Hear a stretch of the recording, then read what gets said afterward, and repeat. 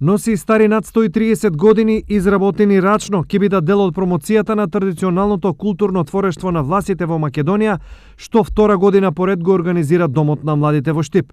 Проектот предвидува гостување на 30 гости од Република Романија, кои што ќе дојдат во Штип, ќе ни гостуваат во Домот на младите, меѓутоа ќе имаат можност да прошетат по културните знаменитости во нашиот град, да се запознаат со влашката култура, а исто така да погледнат и традиционални влашки носии кои што ќе бидат изложени во Домот на младите. Влашката носија е со свои специфики кои се уникатни и кои ги нема во ниту една друга народна носија. Традиционалните влашки носии се карактеристична е црвената боја, исто така тегет.